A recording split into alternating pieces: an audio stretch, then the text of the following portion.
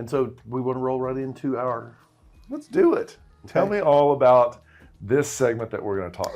What is this burning question that you have, Jeff? So the burning Share question with I me. have today is Dallas still affordable? Yes or no? Yes or no? Kind of. Okay.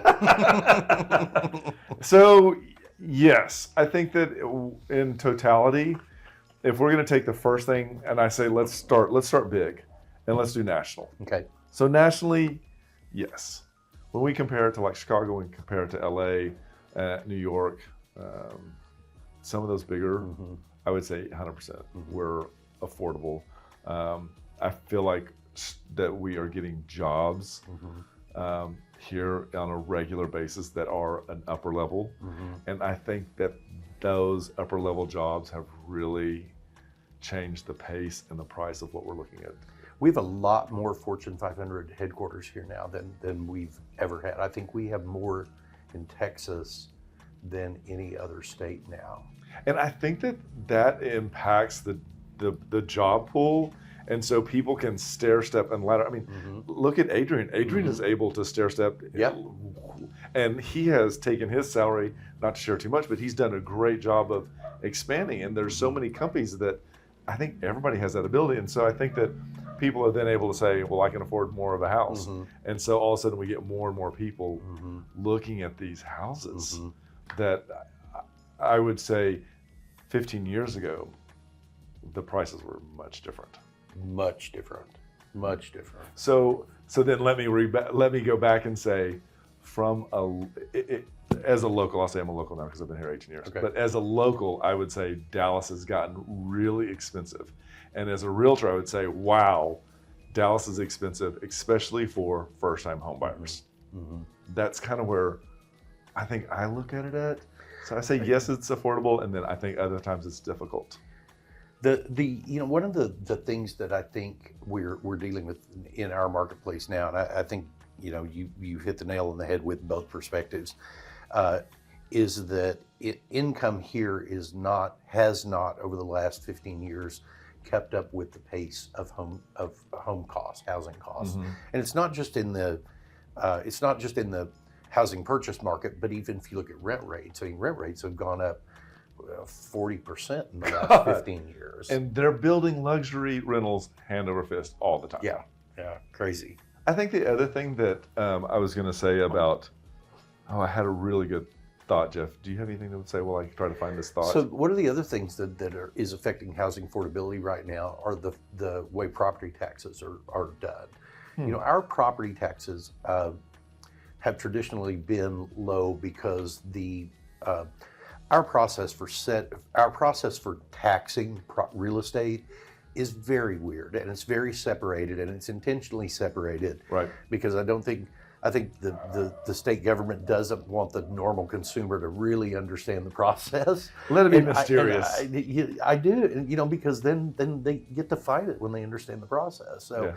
But valuations have traditionally run, I don't know, in some cases 20% below what real market value is, and because we've had these 3 or 4 or 5 years where we were experiencing 10% per year price appreciation, the taxing authorities who are charged with making sure that value is correct have really ramped up. And I think because the housing market has been slowing to normalcy in the last 3 years, the valuations haven't slowed. And they continue to now push. they've gotten up close, and the tax rates have gone up, and it's really, I mean, if your property taxes were $7,000 one year, and then they were $8,000 the next year, and then they're $9,000 the next year, your payment's $200, $250 a month more than it was 2 years ago. Easily.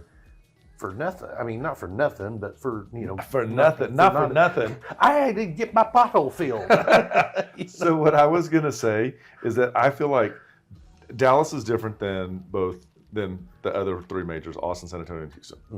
And I think that when we look at Dallas has been blessed with having a very diverse, as you were saying, 500 more Fortune 500 companies. And so we're always looking at both gas, oil, we're looking at tech, finance, healthcare, military. So we have a large pie that we're operating on. Whereas if you look at Austin, you're always thinking tech. And if you're in Houston, you're thinking oil and gas. And when those two have slumps, their market valuation dips, which means people can rush in and they can buy, or they're selling because they're in a problem. Dallas doesn't go through that. Our cycle is much more of a very slow, linear trajectory. And so it doesn't get major dings in what happens because of the employment around. And I think one of the other things that is causing people to feel like housing is not as affordable as it once was is that there's a limited number of entry-level homes that are in the market. And in a lot of instances, we do have new construction going on within the city, but it's been taking out affordable homes. And it's pushing a lot of people to have to go out to the more suburban and the exurban markets where they can afford to have that 3-bedroom, 2-bath home that they're not going to get in the city because there's just not anything that's in that price point anymore. So tell me if you agree with this, but I feel like one of the biggest reasons, factors, causes that we are slow or have limited number of first-time homebuyer homes is because of the advent of these large investment conglomerates that are racing through and buying them. And I think that we would see first-time homes priced between $275 and $400, and that was very normal, and that was attainable for lots of people, and you got a really nice home. And I feel like that because these conglomerates came through, paid cash, asked for little to no repairs, probably overpaid a bit, and overpaid, that this has forced first-time home buyers into that. Are we at $650 now? Are we above $650? I mean, and suddenly to me, I guess when I start thinking about affordability, do I think, oh my gosh, is $650 really affordable for first-time home buyers? And I think it weighs on people's minds because if you let's say that you started your career, let's say you started it 10 years ago, and you worked for 5 years to save enough money for a down payment, but over the course of that first 5 years, you went through what we went through, where housing prices were going up 10%. Excuse me, housing prices were going up 10% every year. That money that you're saving over here, you're just seeing it be able to apply to less and less. And so I think that's created a lot of the, it's eliminated the American home ownership dream of a lot of younger people. I agree. Because and so it doesn't really answer the question of is it still affordable or not, but I think it's one of the things that's occurred that does make the question a valid question, and your perspective on the question is going to give you a different answer. So I think to wrap this up, it is and it isn't. Is that clear? If you're interested in looking for a home, call us. We'll tell you what your options are, no matter what your price point is. We work in every price point out there.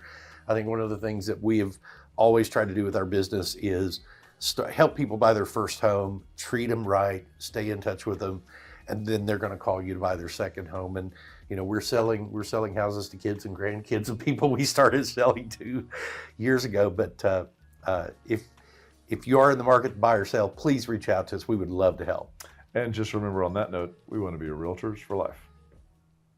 Did you know there are a lot of ways you can keep up with us? For starters, every Wednesday at noon, we host Sold with Updike Pugh, live from our Facebook and YouTube channels. Our show is dedicated to featuring some of the best homes in the Dallas market and about sharing timely information about market trends. But don't worry if you miss the show, because you can always listen to them on SoundCloud, iTunes, and Spotify. Still want more? Follow us on Instagram, where you get a first-hand look at what it's like to be a realtor. And it's not always previewing homes for clients or getting them ready to go live in MLS.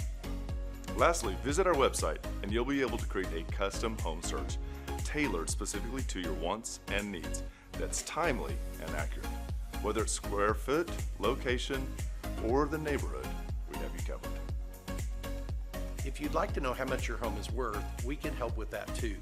Just visit homeprice.fyi, enter a few pieces of information like your home address, and we'll email you a price. When you're ready to talk real estate, you can reach us online, by phone, or by text at 214-377-2223. And remember, we want to be realtors for life.